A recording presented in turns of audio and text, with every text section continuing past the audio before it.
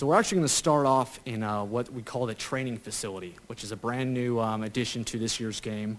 And it is an interactive tutorial, which is the first time we've ever had one in the game. And it actually doubles as our main menu. Brian, who's playing back there, can actually hit the pause button any time, and the main menu overlay pops up, and so he can access any area of the game. But he can collapse it and get right back into our interactive tutorial.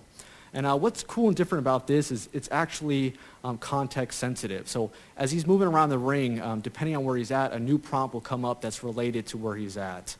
So it's not your traditional tutorial where we force you to walk through kind of a linear path to execute these things. It's actually more exploration. As he's moving around the ring, inside and out, he's seeing new tips pop up.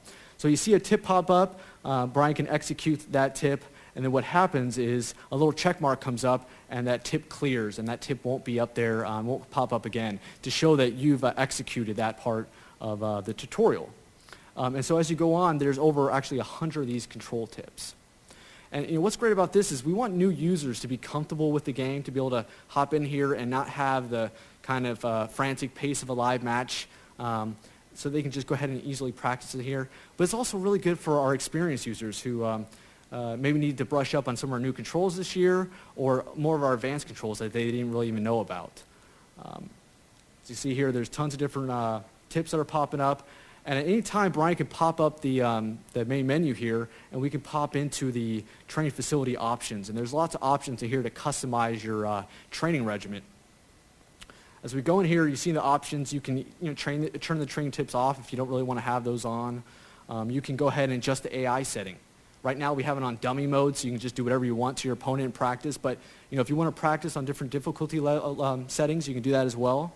And the momentum, if you want to go ahead and put onto a signature or finisher momentum level so you can practice each superstar's finishing moves, you can do that as well. So a great way to kind of practice in this. You can also take a look at the training checklist at any point and see all the different controls we have in there. You can see which ones you've executed, which ones you haven't seen yet. And on the right there, you can see kind of each state, the control. So it's a very long list, and it's got all the different controls in the game, and it's a great way to kind of practice and be even more familiar with the more advanced controls.